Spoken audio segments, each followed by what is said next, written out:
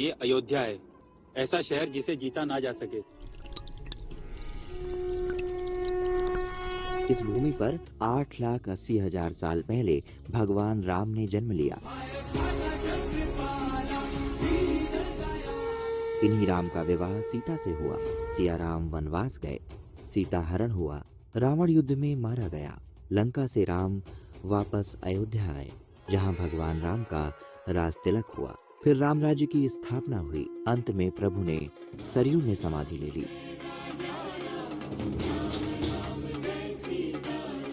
मैं मुगल काल में हूँ और ये सन 1528 है। बादशाह बाबर का सेनापति मीर बाकी अयोध्या पहुंच चुका है।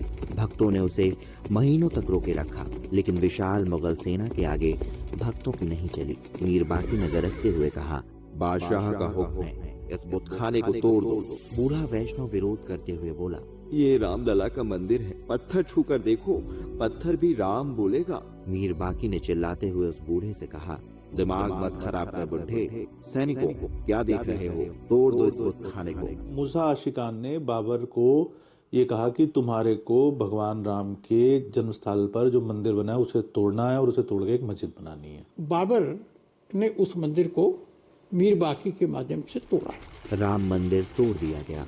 साधु रामलला की मूर्ति लेकर रात की ओट में भाग गए। मंदिर के पत्थरों से मीर बाकी ने उसी जगह पर मस्जिद बनवा दी और लिखवाया, ये मस्जिद बाबर के हुक्म पर मीर बाकी ने बनवाई है। तो यदि मस्जिद जन्म स्थान है तो मीर बाकी ने जन्म स्थान की मस्जिद तो नहीं बनाई थी, उसने तो एक इस्लाम को ग्लोरीफाई करने वाली उसने मस्जिद बनाई थी, उसका नाम भी उसने वही उस तरह से रखा था। बाद में रामलला की वो मूर्ति ओरछा पहुंची, जहां आज भी राजा राम सरकार के रूप में पूजे जाते हैं। मैं अंग्रेजों के शासनकाल में हूँ। ये जुलाई 1853 ईस्वी है। मस्जिद बनने के बाद सदियों तक वो जगह हिंदू मुस्लिमों के आस्था का केंद्र थी। मुसलमान अंदर नमाज पढ़ते, हिंदू चबूतरे पर पूजा करते थे। जुलाई 1853 की एक सुबह हिंदू मुस्लिमों में विवाद शुरू हो गया। एक साधु ने धीमे से कहा, ये जगह राम की है, रामलला कब तक बाहर बैठेंगे। नमाज पढ़ने आए अली ने जवाब दिया, हम सदियों से यहाँ नमाज पढ़ते आए हैं, ये जमीन इनको देंगे तो हम नमाज कहाँ पढ़ेंगे। अजान की आवाज उठी। उसी पल चबूतरे पर शंख बजने लगे। दो आवाजें टकराईं, भीड़ आगे बढ़ी। दंगा रोकने के लिए कर्नल हेनरी नाम का अंग्रेज अफसर पहुंचा। लाशें लगातार गिर रही थीं। इतनी लाशें गिरीं कि 3 दिनों तक सरयू नदी में लाशें बहती रहीं। 3 दिन बाद कर्नल हेनरी ने विवाद को सरकारी फाइल में दर्ज किया। कर्नल हेनरी ने सभी से कहा, ये तो बड़ा नहीं होना चाहिए, हम एक चीज कर सकते हैं, हम यहाँ रेलिंग लगा देते हैं।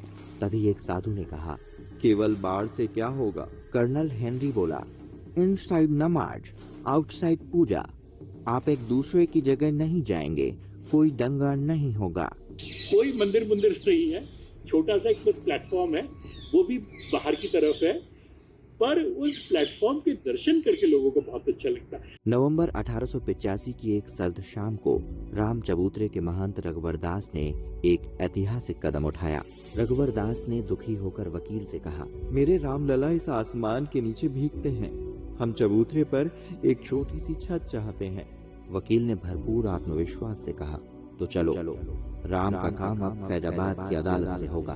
दिसंबर 1885 में अंग्रेज जज FKE चेमियर की अदालत में पहली बार केस पुकारा गया। केस नंबर 61/280 और फैसला आया। जज चेमियर ने कहा, ऑर्डर। मंदिर बनाने की मांग नैतिक रूप से सही है, लेकिन मैं दंगा नहीं चाहता, इसलिए मंदिर की अर्जी खारिज की जाती है। यहीं से शुरू हुई उस मुकदमेबाजी की लंबी लड़ाई, जो 134 साल बाद सुप्रीम कोर्ट के दरवाजे तक पहुंची।